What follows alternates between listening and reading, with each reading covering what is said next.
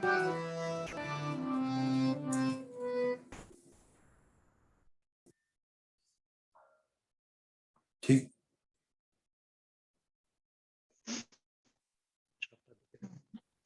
ठीक है, चले हाथ जोड़ ले। हम लोग 3 बार ओम से आज की पूजा शुरू करें।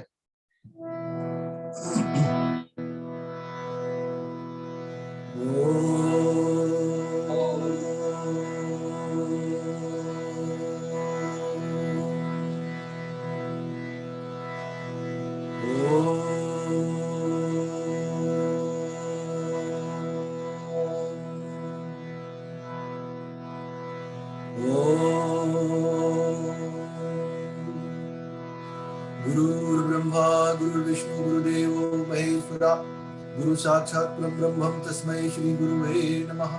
त्वमेव माता च पिता त्वमेव बन्धुश्च सखा त्वमेव विद्या द्रविणं त्वमेव सर्वं मम देव देव। ॐ भूर्भुवस्सुः तत्सवितुर्वरेण्यं भर्गो देवस्य धीमहि धियो यो नः प्रचोदयात्।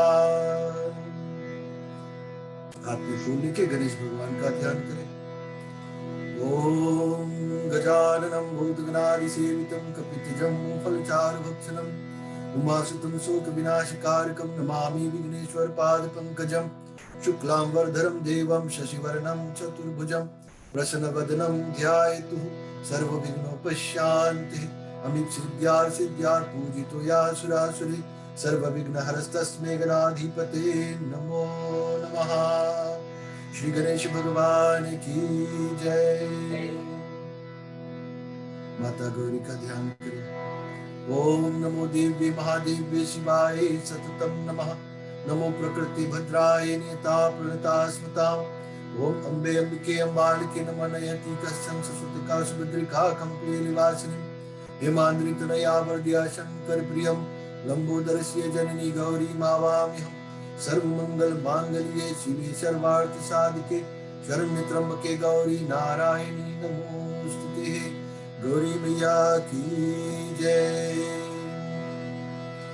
कर्पूर गौरम करुणावतारम संसार सारम भुजगेन्द्रहारम सदा वसंतम हृदयारविंदे भवम भवानी सहितं नमामि।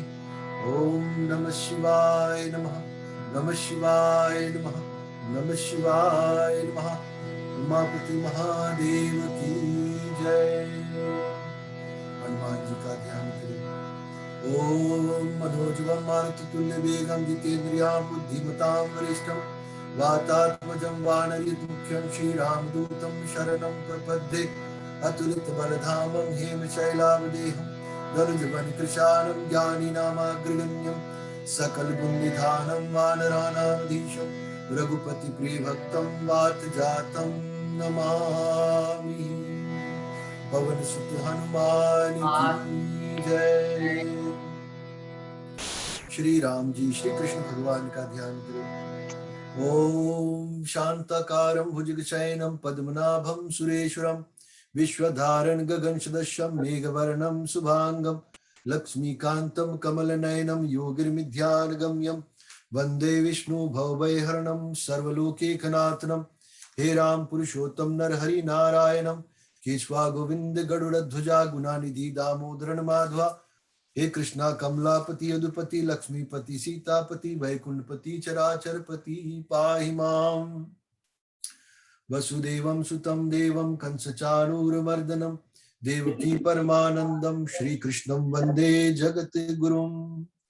ओम वंशी विभूषित करानाथ वीरदाभात पीतांबरदारुण बिंब फलधरोष्टतिः पूर्णेन्दु सुंदर मुखारविंद नेत्रात् कृष्णात् परं किमपि तत्त्वम् अहं न जाने। ओम नमो विश्वरूपाय विश्वस्थितहन्तवे विश्वेश्वराय विश्वाय यो गोविंदाय नमो नमः। नमो विज्ञान रूपाय परमानंद रूपिणे कृष्णाय गोपनाथाय गोविंदाय नमो नमः। वृषभानुजवन्द्याय पार्थसारथये नमः।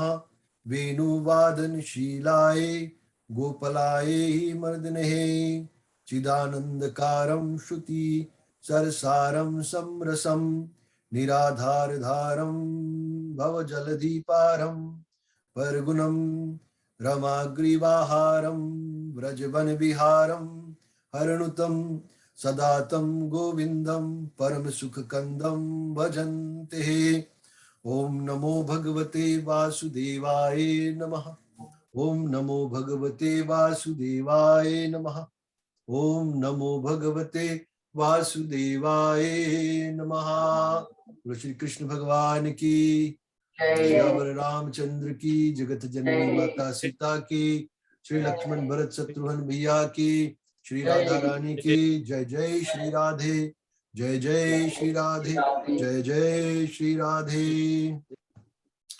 ठीक, चंदन सिंदूर भगवान को अर्पण कर दे। श्रीखंड चंदनम दिव्यम गंधाद्य सुम्नो हरण विलेपन सुशेषणम चंद्रम प्रति गृहताम चंद्रम समर्पयामि श्री कृष्ण चंद्राय नमः। सिंदूर लगा देना। सिंदूर शोभनम रक्ष सौभाग्यम सुख वर्धनम कामाद चेवम सिंदूरम प्रति गृहताम सिंदूरम समर्पयामि श्री राधा कृष्णाय नमो नमः। श्री गणेशाय नमः। माता गौरी नमः। नमः शिवाय नमः। श्री कलश कुंभाय नमः। नवग्राधि देवताय नमो नमः। थोड़ा चावल चढ़ा देना।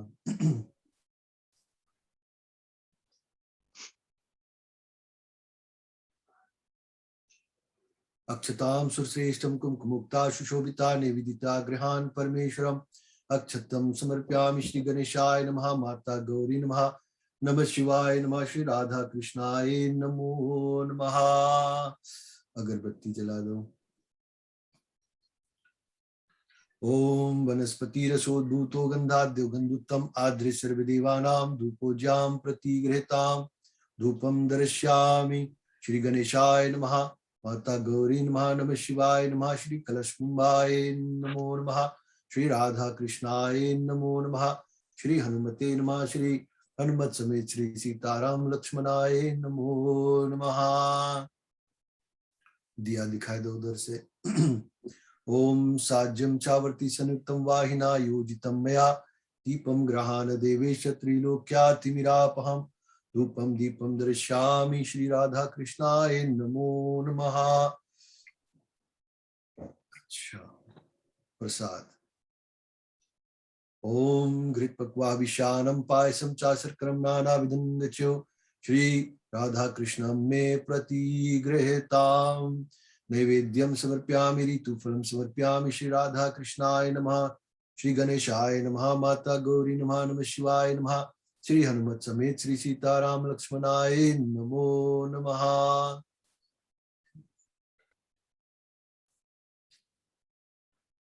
और कुछ बचा है चढ़ाई के लिए? आचमन कर दे। आचमन कर दो, ठीक है। आचमनियम जलम समर्पयामि नैवेद्यम समर्पयामि ऋतुफलं समर्पयामि श्री राधा कृष्णाय नमो नमः।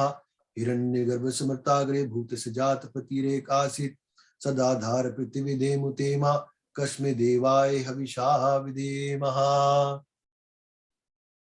ठीक, वही सब चीज चढ़ गए। ठीक, ठीक है। सभी का स्वागत है एक बार फिर से। आज हम लोग श्री कृष्ण जन्माष्टमी के उपलक्ष्य में तीसरी रात की कथा में प्रवेश करने जा रहे हैं। हमेशा की तरह कथा प्रवेश से पहले एक भजन कीर्तन करेंगे, उसके बाद में कथा श्रवण करेंगे। चलें भैया आप।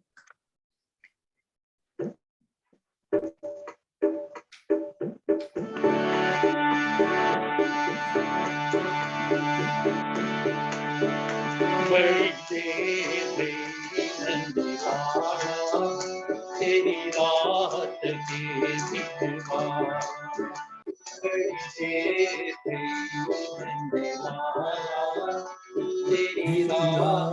के ब्रिजबाला वाली वाली किसे पूछे कहाँ है मुरली वाला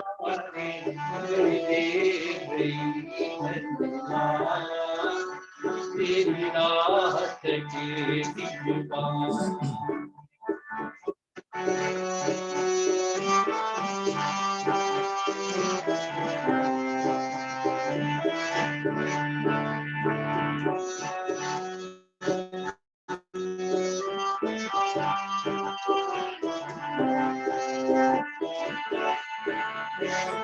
कोई न जाए गली में ईद बिन कलिया तूने तुझ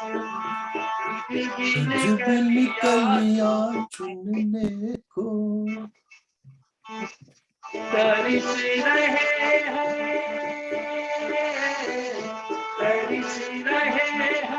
यमुना के तट धुन मुरली के सुनने को धुन मुरली के सुनने को सब तो नरिश दिखाते नटगन क्यों दुविधा में डाला रे बड़ी देर गई है निराला तेरी रात वाली वाली एक से पूछे कहाँ है मुरली वाला रे बड़ी देर गई है निराला तेरी रात के निराला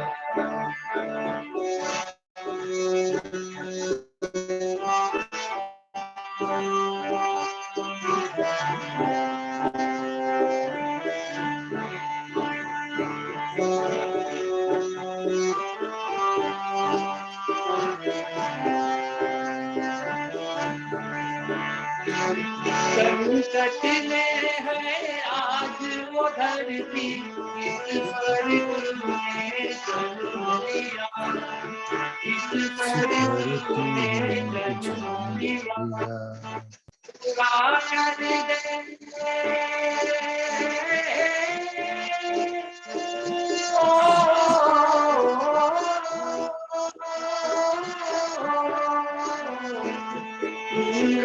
कर दे आज वतन को सीता ने जो तुमने किया सीता ने जो तुमने किया अब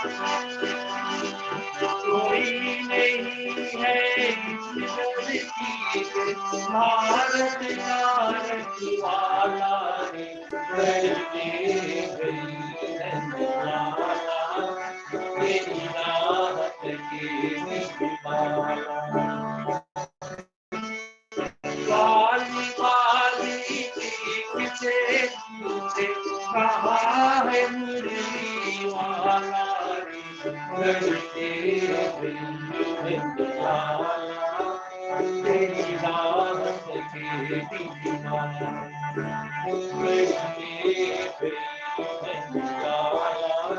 तेरी राहत के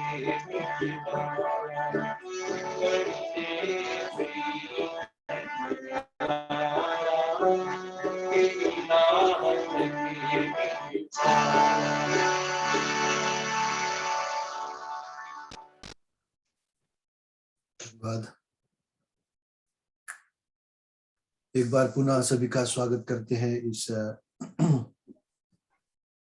वाया जूम माध्यम से भागवत कथा के जो हम लोग पाठ श्रवण कर रहे हैं, तीसरी रात की कथा।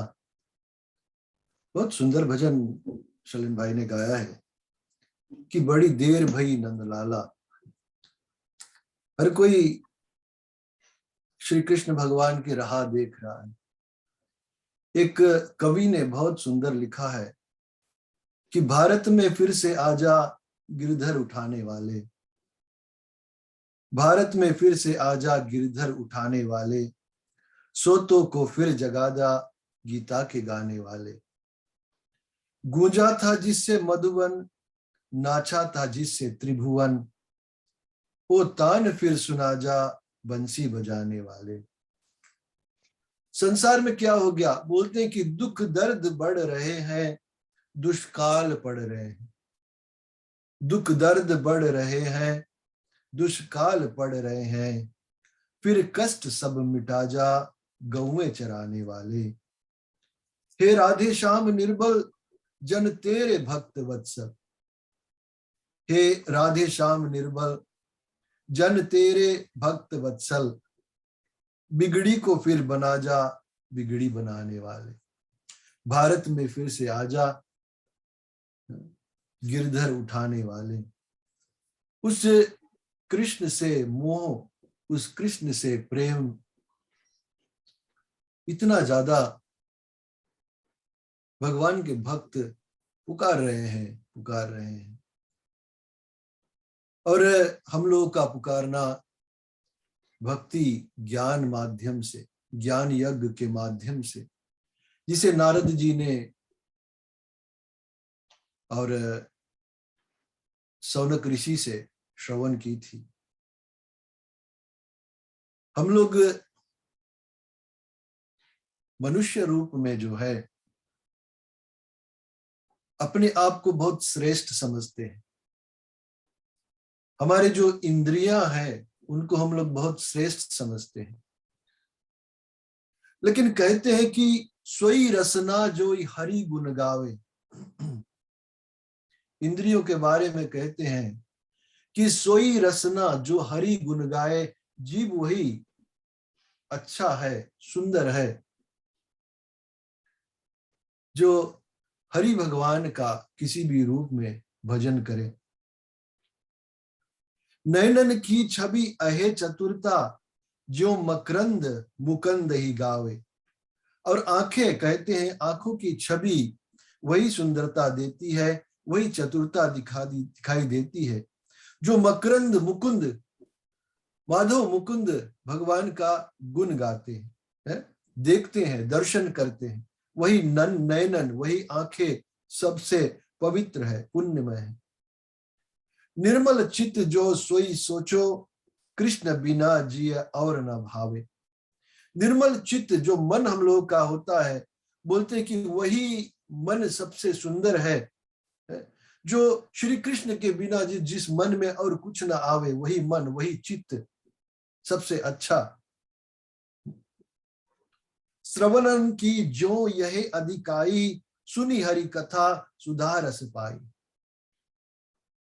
कान वही अच्छे हैं, वही स्वस्थ है, वही फायदेमंद है जिस कानों से हरि की कथा श्रवण किया जाए, हरि की भजन सुना जाए, श्री नारायण का किसी भी रूप में उसके नामों का मंत्र सुना जाए।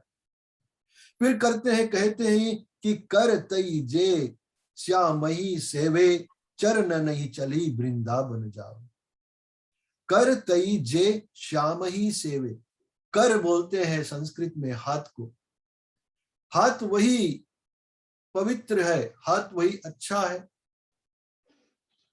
हाथ की तब कीमत है जब उन हाथों से ईश्वर के चरणन की सेवा करा जाए, श्याम की सेवा किया जाए।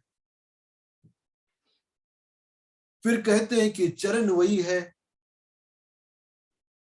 जो वृंदावन धाम जाए, और जहां भगवान कृष्ण की पूजा होती है, कहते हैं कि भगवान कृष्ण वही भागवत में विराजमान होते हैं, वही पवित्र स्थान वृंदावन हो जाता है। ऐसे स्थान पर जाना, चल कर जो जाता है वहां तक, उन्हीं का चरण जो है, बोलते हैं कि वही सबसे अच्छा है। सूरदास जइये बलि ताके, जो हरि जो सो प्रीति बढ़ावे। आंखों से, ये हमारे जो इंद्रिय हैं, भगवान राम ने जब वन जा रहे थे तो उन्होंने वाल्मीकि ऋषि से पूछा था कि हे ऋषिवर, हमको वो स्थान बताओ जिस स्थान पर हम रहे। तो ऋषिवर ने राम जी की ये सवाल सुनकर और हंस दिया था। हंस इस कारण से दिया था कि उन्होंने सोचा कि पहले राम जी से पूछे कि पहले आप बताओ कि आप कहां पर नहीं हो, आप वो स्थान मुझे बता दो जहां पर आप नहीं हो, तब मैं बताऊं कि आप कहां पर रहो। और फिर उसके बाद हम जैसे प्राणी मनुष्यों के लिए ज्ञान के प्राप्त करने के लिए ऋषिवर ने ऐसे ऐसे स्थान बताए थे कि जो आंखें हमेशा भगवान के पूजा पाठ, भगवान की मूर्ति, भगवान के चित्र, भगवान की पूजा, भगवान का प्रसाद, भगवान के भक्त, इन सब चीजों को देखना चाहते हैं, जो आंखें देखते हैं, भगवान बोले कि जाकर उनके हृदय में वास करो। फिर कहा था कि जिन कानों से जो जो जो इंसान अपने कानों से आपके गुण अनुवाद गाते सुनते हैं, हमेशा भजन कीर्तन कथा सुनते रहते हैं, वैसे ऐसे लोगों के हृदय में सीता जी सहित जाकर वास करो। और ऐसे ऐसे सब जितने इंद्रिय, ज्ञान इंद्रिय, जो कर्म इंद्रिय है, सब में बताया था कि जो सबसे श्रेष्ठ कार्य करते हैं, नाक से जहां पर प्रसाद हो, पूजा पाठ हो, उससे जो जो जो जो जो महक आता है, वो सुगंध जो कोई ग्रहण करता है, उसके हृदय में जाकर लक्ष्मण जी सीता जी सहित वास करो। जिसके जीभ से भगवान के प्रसाद, चरणामृत, ये सब का स्वाद जाता रहे, उनके हृदय में जाकर वास करो। जिनका मन हमेशा आपके चरणों में लगा रहे, बाबा वाल्मीकि जी ने कहा था कि जाकर उनके हृदय में वास करो। ऐसे ही जब हम लोग करते हैं, हम लोग के इंद्रियों का असली यूसेज तब आता है जब हम लोग उसको ईश्वर के प्रति इस्तेमाल करते हैं। कल हम लोगों ने कथा में सुना था कि किस प्रकार से, और वो ब्राह्मण आत्मदेव अपनी पत्नी को वो जो फल सन्यासी ने दिया था, वो लाकर अपनी पत्नी को दिया था और बोला था कि ये फल को आप खाओ और आपका गर्भ होगा। तो उसकी पत्नी ने अलग अलग रूप से मन में ऐसे ही तरह तरह के कुतर्क उठने से उसने वह फल नहीं खाया। कल लोगों ने यहीं पे कथा छोड़ा था कि क्या उसने फल खाया या नहीं खाया। तो कथा कहता है कि उन्होंने वो फल नहीं खाया, और जब उसके पति ने पूछा फल खा लिया, तब उसने कह दिया कि हाँ खा लिया। एक दिन उसकी बहन अपने आप ही उसके घर आई, तब उसने अपने बहन को सारा वृतांत सुनाकर कहा कि मेरे मन में इसकी बड़ी चिंता होती है, मैं इस दुख के कारण दिनों दिन दुबली होती जा रही हूं। बहन, मैं क्या करूं? तो बहन ने कहा कि तू चिंता मत कर, मेरे पेट में एक बच्चा है, प्रसव होने पर वह बालक मैं तुझे दे दूंगी। जब मैं इस बच्चे को पैदा करूंगी, वो बालक मैं तुमको दे दूंगी, और तब तक तू गर्भवती के समान घर में गुप्त रूप से और सुख से रहो। अपने घर में, घर से बाहर मत निकलना, नहीं तो लोगों को पता चल जाएगा कि तू गर्भवती नहीं। गुप्त रूप से, सीक्रेट रूप से अपने घर में रहो।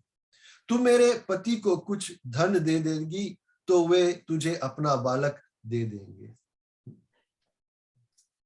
लोग संतान के लिए कितने पूजा पाठ, दान, तप, यज्ञ सब करते हैं, लेकिन यहाँ पर कुतर्क चलाया जा रहा है बच्चा ना पैदा करने के लिए, संतान ना पैदा करने के लिए। तो कहे उसके बहन की हम ऐसी युक्ति करेंगी कि जिसमें सब लोग यही कहे कि इनका बालक 6 महीने का होकर मर गया, और मैं नित्य प्रति तेरे घर आकर उस बालक का पालन पोषण करती रहूंगी। तो इस समय इसकी और जांच करने के लिए या फल और गौओं को खिला दो। तुम्हारे पास में, तुम्हारे गौशाला में जो गाय है, ये जो फल आपके पति ने आपको दिया है, ये गाय को खिला दो। और कैसे खिलाओ? कि तू इस समय इसकी जांच करने के लिए, कि टेस्ट करो कि ये फल जो आपके पति ने आपको दिया है और बोला है कि इसके खाने से संतान होगा, ये तू ऐसे कर, अपने गाय को खिला दे, और देखते हैं, देखते पता चल जाएगा कि ये फल में कोई शक्ति थी कि नहीं थी।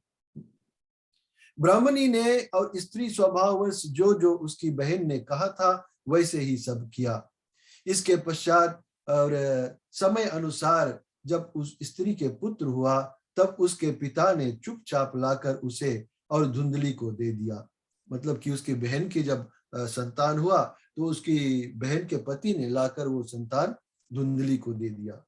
और उसने आत्मदेव को और सूचना दे दी कि मेरे सुखपूर्वक बालक हो गया है। इस प्रकार आत्मदेव के पुत्र हुआ सुनकर सब लोगों को बड़ा आनंद हुआ। ब्राह्मण ने उसका जात कर्म संस्कार करके और ब्राह्मणों को दान दिया और उसके द्वार पर गाना बजाना तथा अनेक प्रकार के मांगलिक कृत्य होने लगे। धुंधली ने अपने पति से कहा कि मेरे स्तनों में तो दूध ही नहीं है, फिर गौ आदि किसी अन्य जीव के दूध से मैं इस बालक का किस प्रकार पालन करूंगी। मेरी बहन के अभी बालक हुआ था और वह मर गया है, उसे बुलाकर अपने यहाँ रख ले तो वह आपके इस बच्चे का पालन पोषण कर लेगी। कैसी युक्ति निकालती है कि बहन आएगी और बहन अपना दूध इस बच्चे को पिलाकर चली जाएगी। चली नहीं जाएगी, वो अभी ऐसे आइडिया बना रही कि उसकी बहन आकर उसके घर पर रहे। तब पुत्र की रक्षा के लिए आत्मदेव ने वैसा ही किया तथा माता धुंधली ने उस बालक का नाम धुंधकारी रखा। अब देखे, जैसा स्वभाव वैसा ही नाम। धुंधली मतलब अनक्लियर, स्मोकी जो होता है ना, जैसे सुबह सुबह ठंड में यहाँ पर सब दिखाई नहीं देता, ड्राइविंग करने के लिए तकलीफ होती है, वैसे ही इसका नाम, माता का नाम धुंधली और उसने अपना पुत्र का नाम भी धुंधकारी रखवा दिया। इसके बाद 3 महीने बीतने पर उस गौ के भी एक और मनुष्य आकार बच्चा हुआ। जो गाय ने वो फल खाया था उसका भी एक बच्चा हुआ, लेकिन वो बच्चा मनुष्य रूप का था। वह सर्वांग सुंदर, दिव्य, निर्मल तथा स्वर्ण की सी कांति वाला था। उसे देखकर ब्राह्मण देवता को बड़ा आनंद हुआ और उसने स्वयं ही उसके सब संस्कार किए।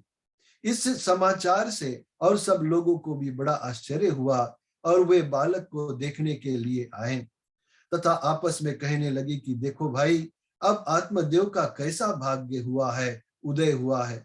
कैसे आश्चर्य की बात है कि गौ के भी ऐसा दिव्य रूप बालक उत्पन्न हुआ है। देव योग से इस गुप्त रहस्य का किसी को भी पता ना लगा।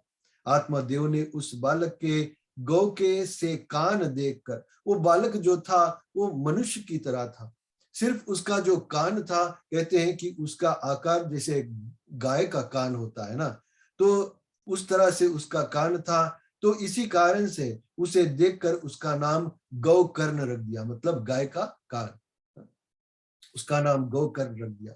कुछ काल बीतने पर वे दोनों बालक जवान हो गए और उनमें गौकर्ण तो बड़ा पंडित और ज्ञानी हुआ, किंतु धुंधकारी बड़ा ही दुष्ट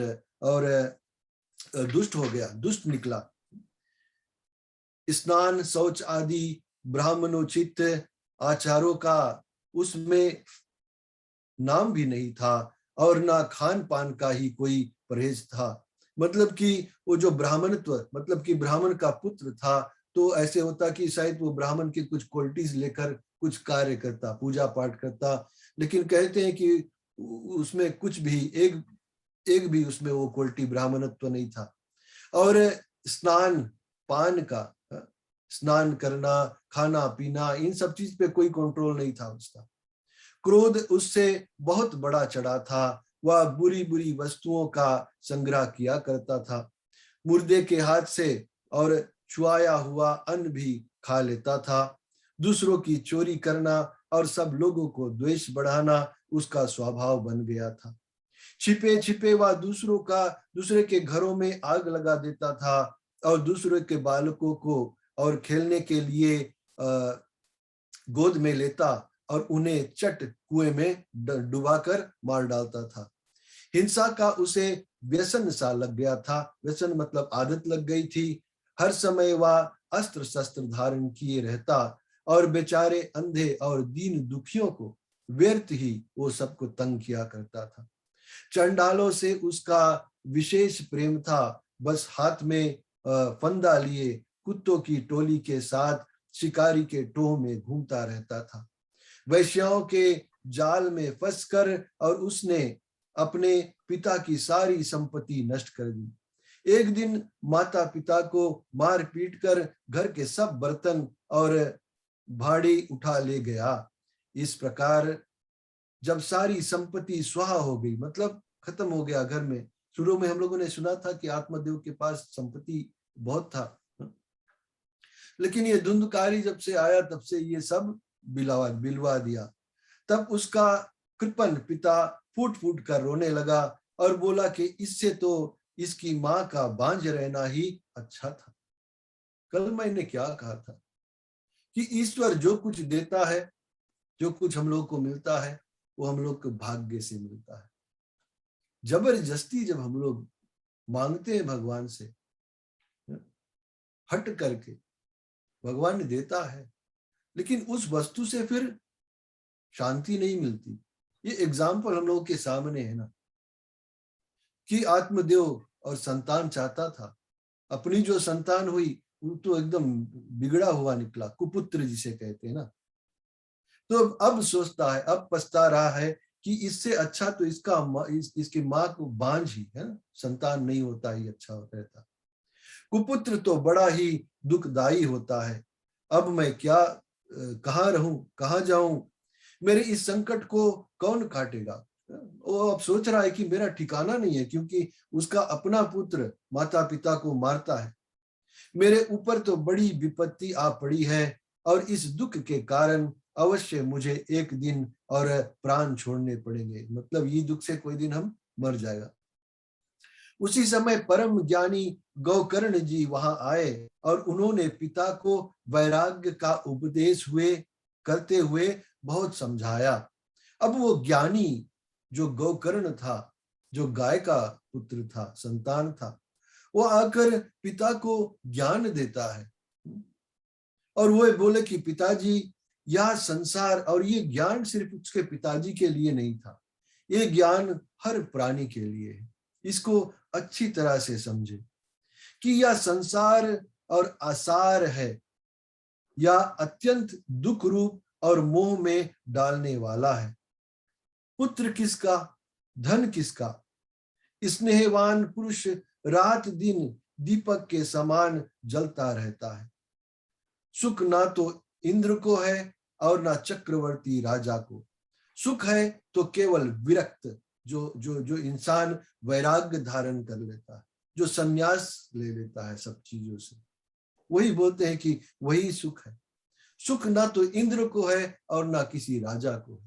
इंद्र हमेशा कहते हैं कि वो सोचते रहता है कि कोई जप तप यज्ञ करके कहीं हमारा स्थान ना ले ले, हमेशा यही बात सोचते रहता है। राजा के मन में यही बात आता रहता है। एक राजा जब सोता है तो उसके सपने में आता है कि राजा होए भिखारी और भिखारी राजा बन गया। यही टेंशन दोनों में चलते रहता है। सपने होई भिखारी नृप, राजा रंकपति होई, रामायण में ऐसे चौपाई आया है कि जो गरीब है वो हमेशा सोचता है कि मैं कैसे राजा बन जाऊंगा, और जो राजा है वो सोचता है कि कहीं मैं भिखारी ना बन जाऊं। यही दुख हर किसी को सताते रहता है। सबसे सुखी तो केवल विरक्त है, एकांत जीवी मुनि को। या मेरा पुत्र है, इस अज्ञान को छोड़ दीजिए, और मोह से नरक की प्राप्ति होती है। या शरीर तो नष्ट होगा ही, इसलिए सब कुछ छोड़कर वन में चले जाइए। ये थोड़े से ही बात में कितनी बड़ी बात उसके पुत्र ने अपने पिताजी को बताया कि ये संसार आसार है। ये संसार को जो हम लोग इतना सुंदर समझ रहे हैं, इतना सुंदर है ही नहीं, ये बोल रहा है। और फिर किसका पिता, किसका पुत्र, यहाँ कोई किसी का नहीं। यहाँ हर कोई स्वार्थ के मीत है, अपने फायदे के लिए हर कोई बैठा हुआ। हर कोई यही चाहता है, माता पिता समझते हैं कि हमारे बच्चे होंगे, बड़े होंगे, हमारे सहारे बनेंगे। बच्चे सोचते हैं कि they are my parents, they are responsible for bringing me up. अपना अपना रिस्पॉन्सिबिलिटी सब छोड़कर भागते हैं। बस अपने फायदे में सारा संसार चल रहा है। आज गौकर्ण के वचन सुनकर आत्मदेव वन में जाने के लिए तैयार हो गया और उनसे कहने लगा कि बेटा, वन में रहकर मुझे क्या करना पड़ेगा, या मुझसे और विस्तार पूर्वक कहो। मैं बड़ा मूर्ख हूं और अब तक कर्मवश स्नेह पास में बंधा हुआ और अपंग की भांति इस धर रूप अंधेरे कुएं में ही पड़ा रहा हूं। तुम बड़े दयालु हो। एक एक जिस क्षण जब आता है, जब पिता अपने पुत्र के ज्ञान से कुछ कार्य करता है, तब उसकी छाती चौड़ी हो जाती है। एक माता पिता के पति पत्नी जो होते हैं ना, उसका संतान जब भक्त बन जाता है, सुंदर ज्ञान देता है, तभी माता पिता होने का सौभाग्य प्राप्त होता है। पूर्ण रूप से माता पिता कहलाने लोग वही हैं जिनके पुत्र भगवान के भक्त बने हैं, ये ग्रंथ कहता है। आगे गोकर्ण ने कहा कि पिताजी, यह शरीर हड्डी मांस और रुधिर का पिंड है, इसे आप मैं मानना छोड़ दो। इसे ऐसा मत समझो कि ये मैं हूं। ये हाड़ मतलब हड्डी, मांस और रुधिर खून का बना हुआ है, पिंड है। इसे आप मैं मानना छोड़ दे और स्त्री पुरुष आदि को अपना कभी ना माने। इस संसार को रात दिन क्षण भंगुर देखे और इसकी किसी भी वस्तु को स्थायी समझकर उसमें राग ना करे। मतलब कि कोई चीज यहाँ पर रहने वाला नहीं है, ऐसे मत समझो कि ये वस्तु हमेशा रहने वाला है और उससे अटैच्ड हो जाओ। धुंधकारी ये गोकर्ण बतला रहा अपने पिताजी को। बस एकमात्र वैराग्य रस के रसिक होकर भगवान की भक्ति में लगे रहो। भगवत भजन ही सबसे बड़ा धर्म है, निरंतर उसी का आश्रय लिए रहे। अन्य सब प्रकार के लौकिक धर्मों से और मुख मोड़ ले। सदा साधु जनों की सेवा करे, भोगों की लालसा को और पास ना पटकने दे, तथा जल्दी से जल्दी दूसरों के गुण दोष का विचार करना छोड़ दो। एकमात्र भगवत सेवा और भगवान की कथाओं के रस का ही पान करो। ये पूरा कार्य उसको बता दिया कि क्या करना है, कैसे रहना है। ये बात असलियत में जो पिता है उसका कर्तव्य है कि अपने पुत्र को ये सब बात समझाए, लेकिन यहाँ पर गोकर्ण अपने पिता को ये सब बात समझा रहा है। क्योंकि इसके पिता जो है इतना ज्ञानी होते हुए, परम ब्राह्मण होते हुए, तेजस्वी ब्राह्मण होते हुए, सूर्य के भांति चमकने वाला ब्राह्मण, उतना ज्ञानी आज मोह में पड़ा है संतान के प्रति। और अब संतान जो बोलते हैं कि कुपुत्र हो गया, उसके दुख से दुखी हो रहा है। गोकर्ण ने उसको ये बात समझाया। इस प्रकार पुत्र की वाणी से प्रभावित होकर आत्मदेव ने घर छोड़ दिया और वन की यात्रा की। यद्यपि उसकी आयु उस समय 60 वर्ष की हो चुकी थी, फिर भी बुद्धि में पूरी दृढ़ता थी। वह रात दिन भगवान की सेवा पूजा करने से और नियम पूर्वक भागवत के 10वें स्कंद का पाठ करने से उसने भगवान श्री कृष्ण को प्राप्त कर लिया। बोलो श्री कृष्ण भगवान की जय। इति श्री पद्म पुराणे उत्तरखंडे श्रीमद् भागवत महात्म्ये विप्र मोक्षो नाम 4 अध्याय संपूर्ण। ब्राह्मण आत्मदेव कहते हैं कि वन को चला गया और 10वें स्कंद, जिसके बारे में मैं कह रहा था कि कल से हम लोग 10वें स्कंद शुरू करेंगे, उस 10वें स्कंद का पाठ और करने से और उसने भगवान श्री कृष्ण चंद्र को प्राप्त कर लिया। यही कोशिश हम सब लोगों की रहे। ऐसे ऐसे अवसर जब आते हैं, रामनवमी आता है, कृष्ण अष्टमी आता है, शिवरात्रि आता है, माता दुर्गा की पूजा के समय आता है। ये समय इसलिए आता है, भगवान नहीं बोलते हैं कि तुम लोग आओ हमारी पूजा करो। ये हम लोग को अचेत करता है कि लुक, दिस इज ए बहुत ऑस्पिशियस टाइम है। इस टाइम में अपने आप को असेस करो, अपने आप को समझो, सेल्फ रियलाइज करो कि हम कहाँ पर है। ये 8-9 दिन हम लोग को पवित्र रूप से रहकर मन की शुद्धि हो जाती है, भगवान का चिंतन होता है, ताकि हम लोग का क्लियर थिंकिंग हो संसार के बारे में। ये संसार है क्या, हम लोग कौन है, कहाँ से आए हैं, हम लोग को कहाँ जाना है, कहाँ क्या कर रहे हैं हम लोग, हमारे आसपास में क्या हो रहा है, कौन सा ज्ञान हम लोगों को दे सकते हैं, कौन सा ज्ञान हम लोगों से ले सकते हैं। इन सब बातों का ये जो रामनवमी कृष्ण अष्टमी आता है ना, कृष्ण अष्टमी का इसका असली त्योहार तब हम लोग मानते हैं जब इसके अंत होते होते, और जब अंत होता है और हम लोग शुद्ध हो जाते हैं, मन में ये विचार कर लेते हैं कि आज के बाद हम लोग कोई पाप नहीं करेंगे जानबूझकर, जैसे मैंने कल कहा था। और हम लोग के मन में बोलते हैं कि हम लोग के अंदर जो छल कपट भरा हुआ है उसको तो पहले हटाना पड़ेगा। छल कपट छोड़कर तभी हम लोग कुछ कर सकते हैं, भगवान के समक्ष में जा सकते हैं।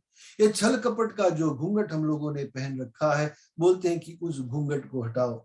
भजन में बहुत सुंदर रूप से लिखा हुआ है,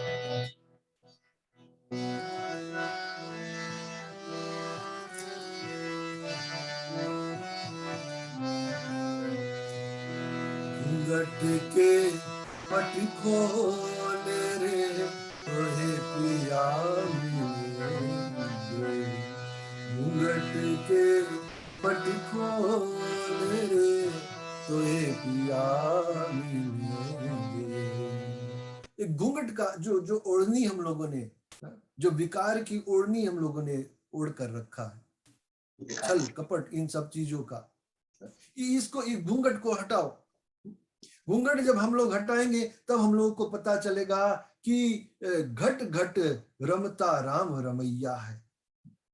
ये सारे संसार में घट घट में एक एक स्थान पर भगवान है, ईश्वर है। तब पता चलेगा। जब तक छल कपट और ये जो विकार कहते हैं ना, काम क्रोध लोभ मोह द्वेष ईर्षा, इन सब विकारों का घूंघट जब तक हमारे ऊपर रहेगा तब तक ईश्वर आएगा कैसे सामने? हम लोग का वेयर हाउस तो ऑलरेडी भरा हुआ है विकारों से, इसको खाली करो तब फिर नया चीज भर सकते हैं हम लोग। यही ये जो तिथि आता है इसका यही महत्व होता है कि समय निकालकर भगवान की पूजा करते रहे ताकि हम लोग पवित्र हो, ताकि हम लोग पवित्र रूप से फिर सोचने के लिए लायक हो। अब आगे देखते हैं कि धुंधकारी ने क्या किया जब पिता चले गए। पिता चले गए वन को, इधर गौकर्ण और धुंधकारी और उसकी माता जो थी, 3 लोग बचे। अब देखते हैं कि क्या होता है। सूत जी कहते हैं कि सौनक जी पिता के वन चले जाने पर एक दिन और धुंधकारी ने अपनी माता को बहुत पीटा और कहा कि बता धन कहाँ रखा है, नहीं तो अभी तेरी और लुआटी यानी कि जलती लकड़ी से और खबर लूंगा। उसकी इस धमकी से डर कर और पुत्र के उपद्रव से दुखी होकर वह रात्रि के समय कुएं में जा गिरी और इसी से उसकी मृत्यु हो गई। मैया डर के मारे जाके कुआं में कूद गई। योगनिष्ठ गौकर्ण जी तीर्थ यात्रा के लिए निकल गए और उन्हें इन घटनाओं से कोई सुख या दुख नहीं होता था, क्योंकि उनका ना कोई मित्र था ना शत्रु था, क्योंकि वो उस फल के खाने से पैदा हुआ था। उस गाय ने जो फल खाया था उससे पैदा हुआ था, सन्यासी ने जो उसको दिया था वो पवित्र था, इसलिए जो गौकर्ण है उसका सोचना भी सब पवित्र है। धुंधकारी 5 वैश्याओं के साथ घर में रहने लगा और उनके लिए भोग सामग्री जुटाने की चिंता से उनकी बुद्धि नष्ट हो गई और वह नाना प्रकार के अत्यंत क्रूर कर्म करने लगा। एक दिन उन कुलटाओं ने उससे बहुत से गहने मांगे। वह तो काम से अंधा हो रहा था, मौत की उसे कभी याद नहीं आती थी और बस उन्हें जुटाने के लिए वह घर से निकल पड़ा। जो वैश्याओं के साथ में रहता था वो लोग बोले कि तुम जाओ हम लोग के लिए सोने चांदी गहना गुड़िया लेकर आओ, और ये निकल पड़ा उसको लाने के लिए। वह जहां से बहुत सा धन चुरा कर घर लौट आया तथा उन्हें कुछ सुंदर वस्त्र और आभूषण ला कर दिए।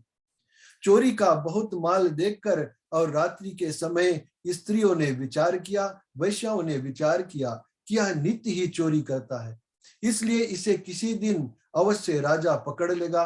राजा यह सारा धन छीनकर इसे निश्चय ही प्राण दंड देगा।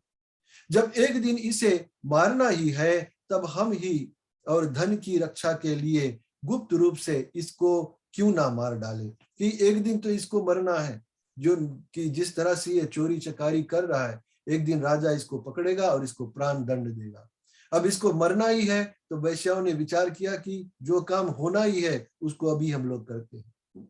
इसे मारकर हम इसका बाल मता लेकर जहां तहां चली जाएंगी, जो कुछ संपत्ति है इसे बटोर के और कहीं चल के रहने लगेंगे। ऐसा निश्चय कर उन्होंने सोए हुए धुंधकारी को रस्सियों से कस दिया और उसके गले में फांसी लगाकर उसे मारने का प्रयत्न किया। इससे जब वह जल्दी ना मरा तो उन्हें बड़ी चिंता हुई। तब उन्होंने उसके मुख पर बहुत से दहकते अंगारे, मतलब जलता हुआ लकड़ी जो अंगार होता है ना, वो उसके मुख में डाल दिए। इससे वह अग्नि की लपेटों से बहुत छटपटाकर मर गया। उन्होंने उसके शरीर को एक गड्ढे में डाल दिया। तब सच है, स्त्रियां प्रायः बड़ी और दुस्साहसी होती है। उसके इस कृत्य को किसी को भी पता ना चला। लोगों के पूछने पर कह देती थी कि हमारे प्रियतम पैसे के लोभ से अब की बार कहीं दूर चले गए हैं और इसी वर्ष अंदर लौट आएंगे। और बुद्धिमान पुरुष को दुष्टा स्त्रियों का कभी कहते हैं कि उसका विश्वास नहीं करना चाहिए। जो मूर्ख इनका विश्वास करता है उसे दुखी होना पड़ता है। इनकी वाणी तो अमृत के समान कामियों के हृदय में और रस का संचार करती है, किंतु हृदय और छुरे की धार के समान तीक्ष्ण यानी कि चोक होता है। भला इन स्त्रियों का कौन प्यारा है? वे कुलटाए धुंधकारी की सारी संपत्ति समेटकर वहां से और चंपत हो गई। उनके ऐसे ना जाने कितने पति थे और धुंधकारी अपने कुकर्म के कारण भयंकर प्रेत हुआ। धुंधकारी जब मरा तो बोलते हैं कि बहुत भारी शैतान भय, और वह बवंडर के रूप में सर्वदा दशों दिशाओं में भटकता रहता था तथा शीत घाम से संताप्त हो और भूख प्यास से व्याकुल होने के कारण और हाँ देव ऐसे चिल्लाता रहता था, परंतु उसे कहीं भी कोई आश्रय नहीं देता था। कुछ काल बीतने पर और गोकर्ण ने भी लोगों के मुख से धुंधकारी की मृत्यु का समाचार सुना। तब उसे अनाथ समझकर उन्होंने उसका और गया जी में श्राद्ध किया। और भारत में कहते हैं कि एक तीर्थ स्थान है जिसको गया कहते हैं, और बोलते हैं कि उस स्थान पर किसी का अगर अंत्येष्टि क्रिया किया जाए तो डायरेक्टली उसको मोक्ष की प्राप्ति होती है। तो गोकर्ण आए और बोलते हैं कि गया जी में जाकर और अपने भाई के लिए श्राद्ध किया, और भी जहां जहां वे जाते थे उसका श्राद्ध अवश्य करते थे। इस प्रकार घूमते घूमते गोकर्ण जी अपने नगर में आए और रात्रि के समय दूसरे की दृष्टि से बचकर सीधे अपने घर के आंगन में और सोने के लिए पहुंचे, जहां पर उसका घर था। और वहां पर पहुंचे, वहां अपने भाई को सोया देखकर आधी रात के समय धुंधकारी ने अपना विकट रूप अपने भाई गोकर्ण को दिखाया। या वह कभी भेड़ा, कभी हाथी, कभी भैंसा, कभी इंद्र और कभी अग्नि का रूप धारण करता था।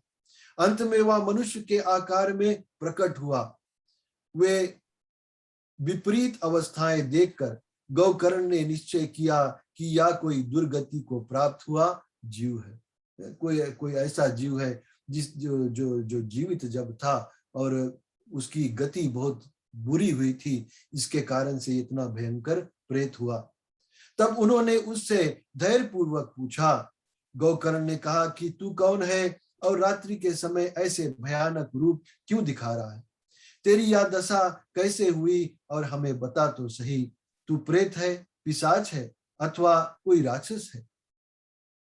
सूत जी कहते हैं कि गोकर्ण के इस प्रकार पूछने पर वह बार बार जोर जोर से रोने लगा और उसमें बोलने की शक्ति नहीं थी, इसलिए उसने केवल संकेत मात्र से ही किया।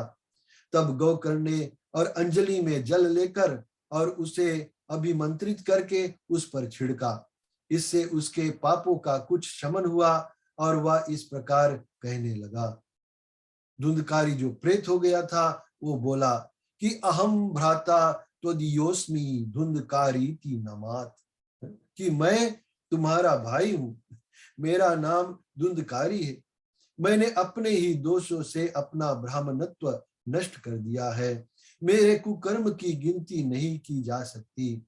मैं तो महान अज्ञान में चक्कर काट रहा था। इसी से मैंने लोगों की बड़ी हिंसा की। अंत में उल्टा स्त्रियों ने मुझे तड़पा तड़पा कर मार डाला। पूरा अपना स्टोरी जो किया था वो बता रहा है भाई को। इसी से अब प्रेत योनि में पड़कर या दुर्दशा भोग रहा हूं। अब देववश कर्म फल का उदय होने से मैं केवल वायु भक्षण करके जी रहा हूं। मैं सिर्फ वायु मतलब हवा खाता हूं और उसी से जीवित हूं।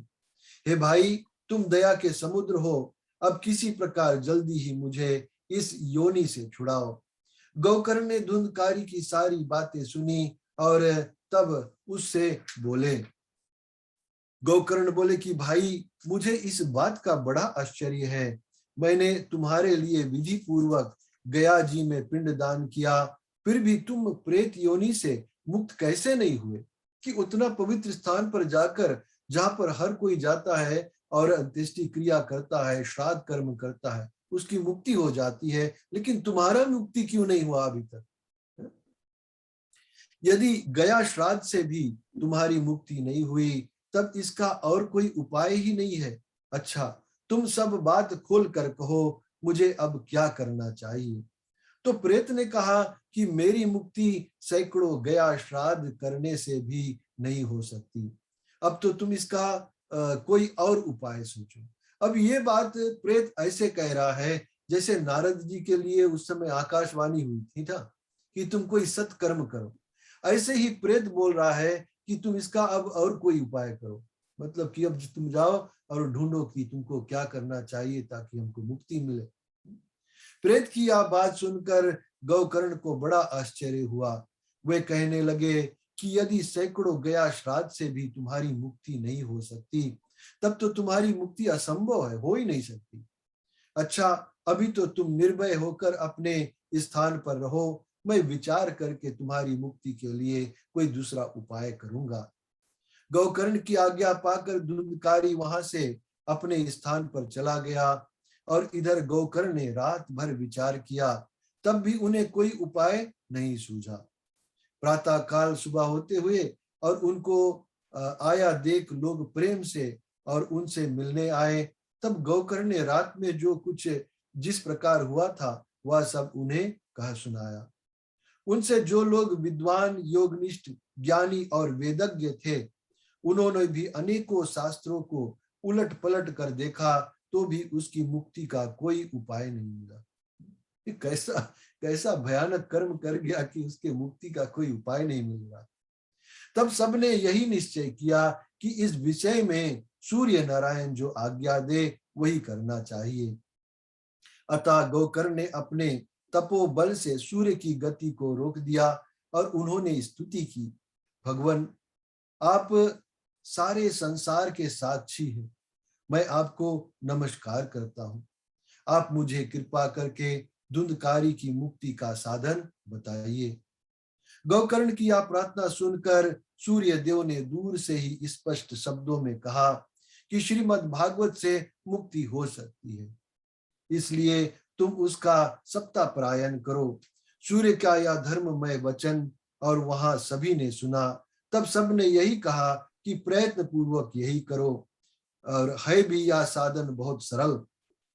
अतः गौकर्ण जी भी और तद अनुसार निश्चय करके कथा सुनाने के लिए तैयार हो गए। देश और गांव से अनेकों लोग कथा सुनने के लिए आए।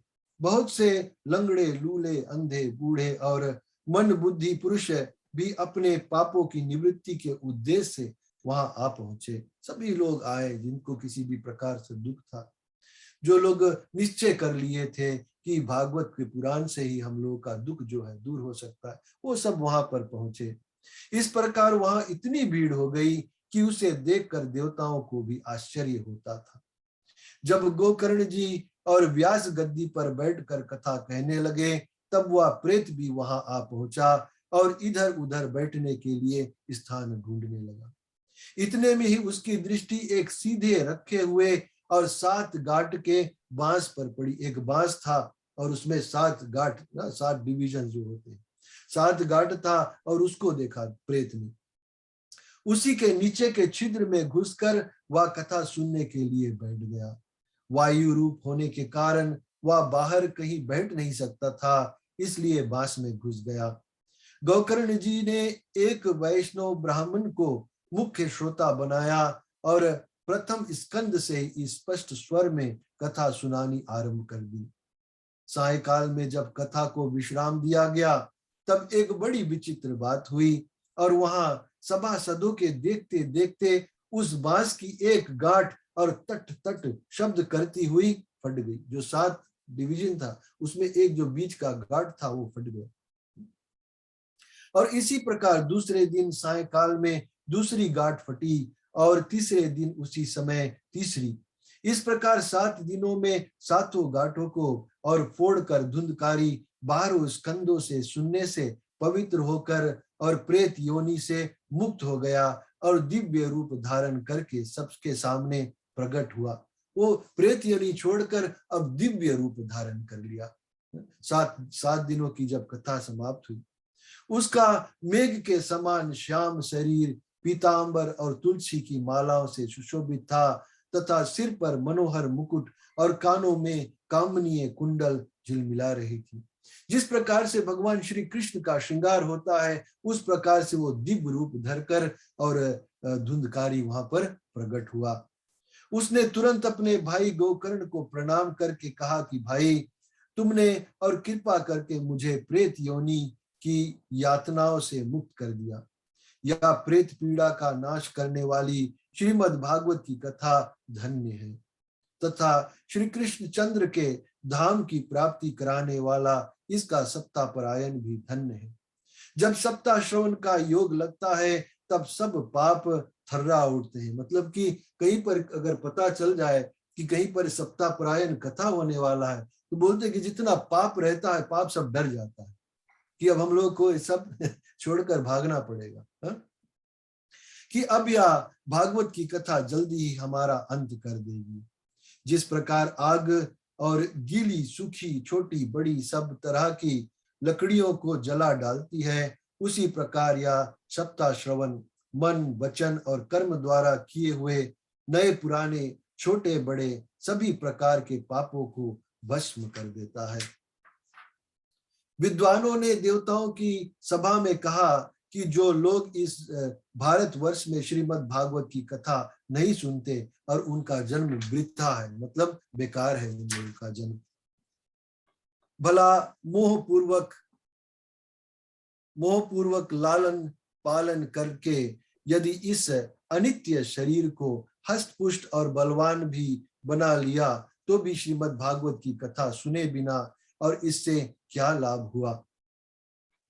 अस्थियां ही इस शरीर के आधार स्तंभ है। अस्थियां मतलब कि जो जब जब जब जब देह जल जाता है ना, अंत्येष्टि क्रिया होती, देह जल जाता है, बोलते हैं कि वही हड्डियां जो है ये देह को रोके रखा हुआ है।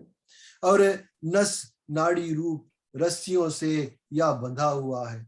ऊपर से इस पर मांस और रक्त थोप कर इसे चर्म से और मढ़ दिया गया है, चमड़ा से इसको अच्छी तरह से लपेट दिया गया है इस देह को। इसके प्रत्येक अंग में दुर्गंध आती है। ये जब देह जब मर जाता है ना, जब इससे प्राण निकल जाता है, तो इसके एक एक अंग से एक एक पार्ट से बोलते हैं कि दुर्गंध आती है, गंधाए लगता है देह, क्योंकि या तो मलमूत्र का भंडार ही है, वृद्ध अवस्था और शोक के कारण या परिणाम में और दुखमय है। अंत में ये दुखदायी ही होता है ये शरीर। रोगों का तो घर ही ठहरा, मतलब कि ये जो हम लोग का देह है, ये बोलते कि बीमारी का घर है। रोगों का तो घर ही ठहरा या निरंतर किसी ना किसी कामना से हमेशा पीड़ित रहता है, कभी इसकी तृप्ति नहीं होती। इसे धारण किए रहना भी एक भार है। ये देह को बोलते हैं कि धारण करना भी समझो एक बोझा है, इसको लेकर हम लोग चल रहे हैं। इसके रोम रोम में दोष भरे हुए हैं और नष्ट होने में इसे एक क्षण भी नहीं लगता। अंत में यदि इसे और गाड़ दिया जाता है तो इसके कीड़े बन जाते हैं, कोई पशु खा जाता है या तो विष्टा हो जाता है और अग्नि में जला दिया जाता है तो भस्म की ढेरी हो जाती है। ये तीन ही इसकी गतियां बताई गई हैं। ऐसे अस्थिर शरीर से मनुष्य अविनाशी फल देने वाला काम क्यों नहीं बना लेता? जो अन्न प्रातः काल पकाया जाता है वह सायंकाल तक बिगड़ जाता है, मतलब खराब हो जाता है। फिर उसके रस से पुष्ट हुए शरीर को नियंता कैसी? कि अगर सुबह भोजन बनाया है, शाम तक रखा और वो खराब हो गया, फिर उसकी रस से, उस खराब हुआ भोजन से कैसे इंसान हष्ट-पुष्ट हो सकता है?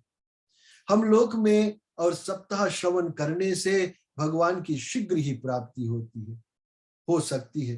अतः सब प्रकार के दोषों की निवृत्ति के लिए एकमात्र यही साधन है।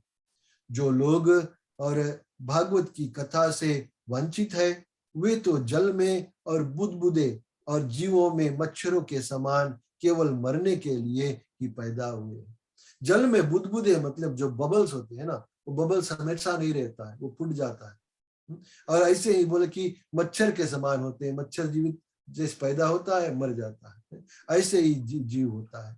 भला जिसके प्रभाव से जड़ और सूखे हुए बांस की गांठी फट सकती है, उस भागवत कथा का श्रवण करने से चित्त की गांठों का खुल जाना कौन सी बड़ी बात है? मन में जो विकार भरे हैं, बोलते हैं कि भागवत की कथा श्रवण करने से बांस की जो गांठी थी वो फट गई, तो हमारे चित्त में, मन में जो विकार बैठे वो कैसे नहीं फट सकता? कौन सी बड़ी बात है? सप्ताह श्रवण करने से मनुष्य के हृदय की गांठ खुल जाती है और उसके समस्त संशय छिन्न भिन्न हो जाते हैं और सारे कर्म छिन्न हो जाते हैं। यह भागवत कथा रूप तीर्थ संसार के कीचड़ को धोने में और बड़ी ही पटु है। विद्वानों का कथन है कि जब यह हृदय में स्थित हो जाता है तब मनुष्य की मुक्ति निश्चित ही समझनी चाहिए। जिस समय धुंधकारी ये सब बातें कह रहा था, जिसके लिए और वैकुंठवासी पार्षदों के सहित एक विमान वहां पर उतरा। धुंधकारी इधर कथा कह रहे थे, 7 दिन की कथा समाप्त हुई, आकाश से एक विमान आया, एक प्लेन आया और उससे सब ओर मंडलाकार प्रकाश फैल रहा था। सब लोगों के सामने ही धुंधकारी उस विमान पर चढ़ गया। तब उस विमान पर आए हुए पार्षदों को देखकर और उनसे गोकर्ण ने यह बात कही। पार्षद आए मतलब कि पायलट और जो क्रू रहा विमान का, उससे, और गोकर्ण पूछता है। गोकर्ण ने पूछा कि भगवान के पार्षदों, यह हमारे अनेकों शुद्ध हृदय श्रोतागण है, उन सब के लिए आप लोग एक साथ बहुत से विमान क्यों नहीं लाए? पहला दिन मैंने ये बात बतलाई है ना, कि जो सवाल हम लोग पहले दिन कर रहे थे उसका आंसर मिलेगा इसमें। कि कथा तो इतने लोग, अभी हम लोगों ने सुना था कौन कौन लोग आए थे कथा सुनने के लिए, और गोकर्ण वही बात पूछ रहा है कि भगवान के पार्षदों, यहाँ हमारे अनेकों शुद्ध हृदय श्रोतागण है, उन सब के लिए आप लोग एक साथ बहुत से विमान क्यों नहीं लाए? क्योंकि हर किसी को और मुक्त होने का अधिकार है अगर वो प्रयत्न करे, कोशिश करे ना, और कोशिश करके लोग यहाँ पर आए हैं। तो बोलते हैं कि हम देखते हैं कि यहाँ सभी ने समान रूप से कथा सुनी है, फिर फल में इस प्रकार का भेद क्यों हुआ कि सिर्फ एक के लिए विमान आया? ये बात हमको बताइए। तो भगवान के पार्षद सेवकों ने कहा कि हे मानद, इस फल भेद का कारण इनके श्रवण का भेद है। कैसे कथा सुनते हैं इसमें भेद है। यहाँ यह ठीक है कि श्रवण तो सबने समान रूप से ही किया है, किंतु इसके जैसा मनन नहीं किया। इससे एक साथ भजन करने पर भी उसके फल में भेद रहा। इस प्रेत ने 7 दिनों तक निराहार रहकर श्रवण किया था तथा सुने हुए विषय का स्थिर चित्त से वह खूब मनन निधिध्यासन भी करता था। मतलब कि कथा सुन लिया और फिर उसके बाद, कथा सुनने के बाद मन ही मन में उसको सोचकर उसको विचार करता था, उसको मनन किया कहते हैं। जो ज्ञान दृढ़ नहीं होता वह व्यर्थ हो जाता है। इसी प्रकार ध्यान न्याय देने से, श्रवण का संदेह, मंत्र का और चित्त के इधर उधर भटकते रहने से आपका भी कोई फल नहीं होता। मन अगर कथा में नहीं लगा है, मन भटक रहा है, इधर कोई लड़का बैठा है, कोई लड़की बैठी, कोई बच्चा है, कोई शरारत कर रहा है, कोई बात कर रहा है, ये सब अगर हम लोग देखने लगते हैं तो मन भटक जाता है। वैष्णवहीन देश अपात्र को कराया हुआ श्राद्ध का भोजन, अशोषिये को दिया हुआ दान एवं आचारहीन कुल, इन सब का नाश हो जाता है।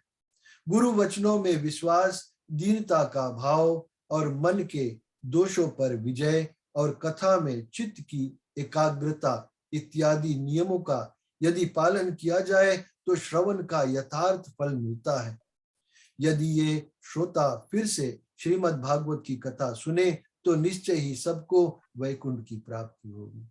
मतलब कि और सभी ने इस तरह जिस प्रकार से और धुंधकारी ने कथा श्रवण किया था उस प्रकार से सभी लोगों ने नहीं किया था, इसलिए कथा में भेद हुआ और सिर्फ एक के लिए विमान आया। और गोकर्ण जी, आप तो भगवान स्वयं, आपको तो भगवान स्वयं आकर और गोलोक धाम में ले जाएंगे। यो कहकर वे सब पार्षद हरि कीर्तन करते और वैकुंठ लोक को चले गए।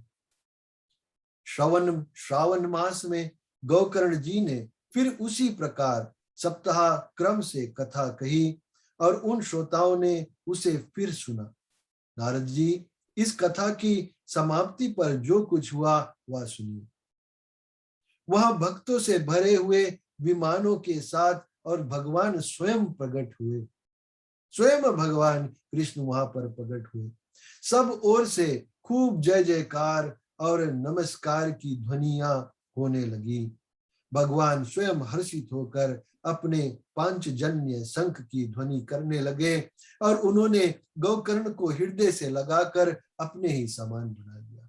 प्रशांत भगवान की कथा को जो कहता है भगवान उसको बहुत पसंद करते हैं, बहुत पसंद करते हैं। उन्होंने क्षण भर में ही अन्य सब श्रोताओं को भी और मेघ के समान श्याम वर्ण, रेशमी पीतांबरधारी तथा किरीट और कुंडल आदि से विभूषित कर दिया। जैसे भगवान स्वयं देखने में लगते हैं। कहते हैं कि क्षण भर में जितने भी श्रोता थे सब भगवान की तरह हो गए। सुंदर सुंदर कपड़े पहने, श्रृंगार हुए। उस गांव में कुत्ते और चंडाल पर्यंत जितने भी जीव थे वे सभी गोकर्ण जी की कृपा से और विमानों पर चढ़कर चले गए। कुत्ता बिल्ली जो थे, जितने जानवर थे, सब चले गए। तथा जहां योगी जन जाते हैं उस भगवत धाम में वे भेज दिए गए। इस प्रकार भक्तवत्सल भगवान श्री कृष्ण कथा श्रवण से प्रसन्न होकर गोकर्ण जी को साथ ले और अपने ग्वाल बालों के प्रिय और गौलोक धाम में चले गए। पूर्व काल में जैसे और अयोध्या वासी भगवान श्री राम के साथ और साकेत धाम सिधारे थे, उसी प्रकार भगवान श्री कृष्ण उन सब को योगी दुर्लभ गोलोक धाम को ले गए, जिस लोक में सूर्य, चंद्रमा और सिद्धों की भी और कभी गति नहीं हो सकती, उसमें वे श्रीमद् भागवत श्रवण करने से वो लोग चले गए। जहां पर कोई देवता लोग भी नहीं जा सकते, वहां पर एक भक्त भगवान की कथा श्रवण करके पहुंच गया। नारद जी सप्ताह यज्ञ के द्वारा कथा श्रवण करने से जैसा उज्जवल फल संचित होता है उसके विषय में हम आपसे क्या कहें। अजी, जिन्होंने अपने कष्ट कर्णपूट से गोकर्ण जी की कथा के एक अक्षर का भी पान किया था, वे फिर माता के गर्भ में नहीं आए। जिस गति को लोग वायु, जल या पत्ते खाकर और शरीर सुखाने से, बहुत काल तक घोर तपस्या करने से और योग अभ्यास से भी नहीं पा सकते, उसे वे सप्ताह श्रवण से सहज में ही प्राप्त कर लेते हैं। इस परम पवित्र इतिहास का पाठ चित्रकूट पर विराजमान मुनीश्वर शांडिल्य भी और ब्रह्म आनंद में मग्न होकर करते रहते हैं हमेशा। यह कथा बड़ी ही पवित्र है, एक बार के श्रवण से ही समस्त पाप राशि का भस्म कर देते हैं। यदि इसका ये मुख्य बात लिखा हुआ है कि यदि इसका श्राद्ध के समय पाठ किया जाए तो इससे पितृगण को बड़ी तृप्ति होती है। किसी का परिवार में अगर कोई गुजर जाता है, जैसे आपके पिताजी गुजर गए थे, और ये श्राद्ध के समय अगर ये किया जाता है ये कथा, तो बोलते हैं कि उस पितृगण को और बड़ी तृप्ति होती, सेटिस्फेक्शन मिलता है पितरों को, और नित्य पाठ करने से मोक्ष की प्राप्ति होती है। ये रही इति श्रीमद् भागवत पुराणे उत्तरखंडे श्रीमद् भागवत महात्म्य गौकर्ण मोक्ष वर्णन नाम पंचमो अध्याय। कितने सवाल शुरू में मन में थे, शरीर के बारे में, संसार के बारे में, जीवन के बारे में, भगवान के बारे में, सारे all been answered। अब आपके मन में कोई सवाल आए और फिर ये 3 दिनों की 3 रात्रि की कथा जो हमने कही है, इस पर रिलेट कर कर आप सोचे, उसका मनन करें, तो आपको आंसर स्वयं मिलेगा। बोलो श्री कृष्ण भगवान की जय। अब देखो, अब हम लोग आरती करेंगे स्वयं, ठीक है? आरती करेंगे, उसके बाद में 1-2 कीर्तन भजन। जय भैया, सुनीता, आप लोग तैयार कर लेना बस।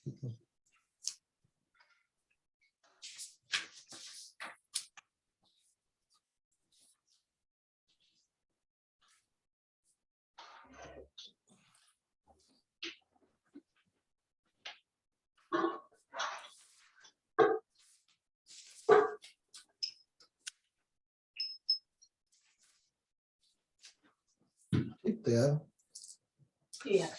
ओम जय श्री कृष्ण हरे प्रभु, जय श्री कृष्ण हरे, भक्तन के दुख सारे पल में दूर करे।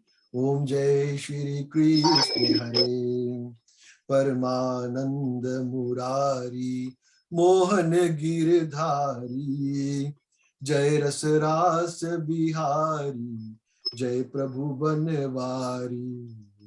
ओम जय श्री कृष्ण हरे, कर कंगन कटी किंकनी श्रुति कुंडल झाला, मोर मुकुट पीतांबर सोहे बनमाला। ओम जय श्री कृष्ण हरे, निरख सुदामा तुमने दैन दुख टारे, गज के फंद छुड़ावे भवसागर तारे। ओम जय श्री कृष्ण हरे, हिरण्यकश्यपु संहारो नरसिंह रूप धरी, पाहन ते प्रभु प्रगटे प्रहलाद की पीर हरी। ओम जय श्री कृष्ण हरे, केशी केश विदारे नर कुबेर तारे, दामोदर छवि सुंदर भक्तन रखवारे। ओम जय श्री कृष्ण हरे, काली नाग नथैया नटवर छवि सोहे, फन फन नृत्य करे प्रभु नागिन मन मोहे। ओम जय श्री कृष्ण हरे, श्री कृष्ण जी की आरती जो कोई नर गावे, दुख बिन से तन हर से सुख संपत्ति पावे।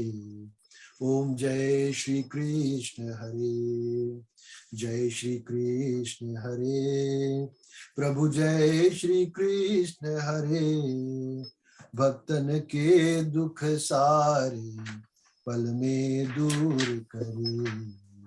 ओम जय श्री कृष्ण हरे।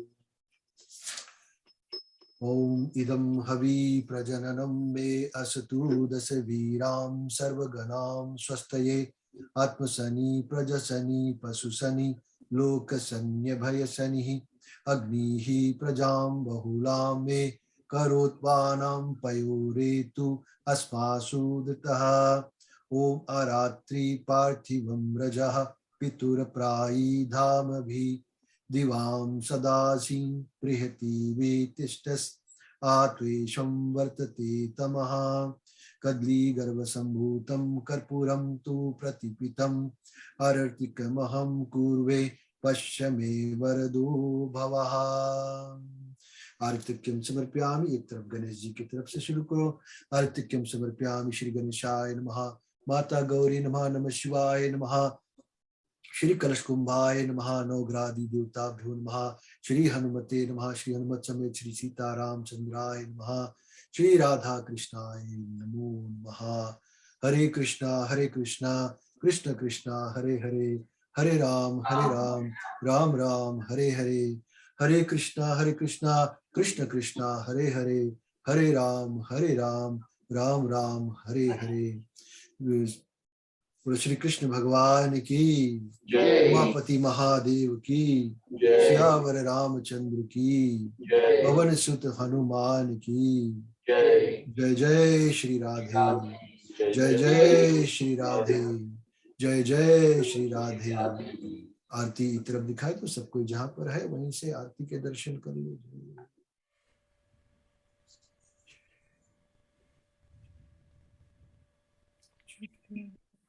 ठीक है, आरती रख दो, एक भजन कर ले, उसके बाद में शांति पाठ करेंगे हम लोग।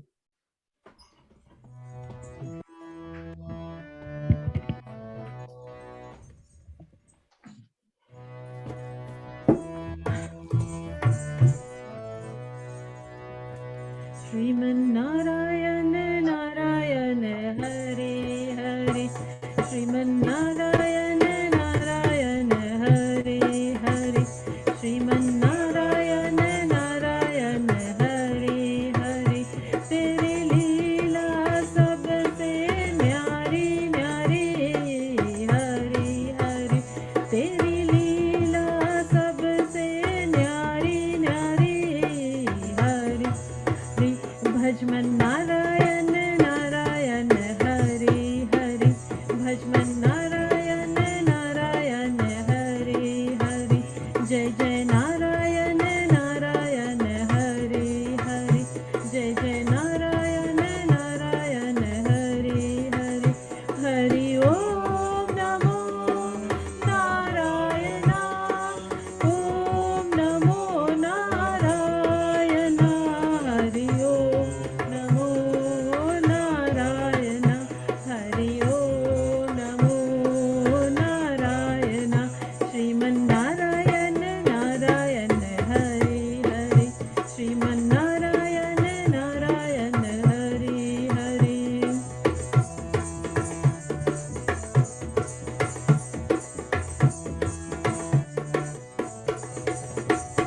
लक्ष्मी नारायण नारायण हरे हरे, लक्ष्मी नारायण नारायण हरे हरे, बोलो नारायण नारायण हरे हरे, बोलो नारायण नारायण हरे हरे, भजो नारायण नारायण हरे हरे, जय जय नारायण नारायण हरे हरे। हरि ओम नमो नारायण, ओम नमो नारायण, हरि ओम नमो नारायण, हरि ओम नमो नारायण। सत्यनारायण नारायण हरे हरे, सत्यनारायण नारायण हरे हरे, विष्णु नारायण नारायण हरे हरे, विष्णु नारायण नारायण हरे हरे, बद्री नारायण नारायण हरे हरे। हरि ओम नमो नारायण, ओम नमो नारायण,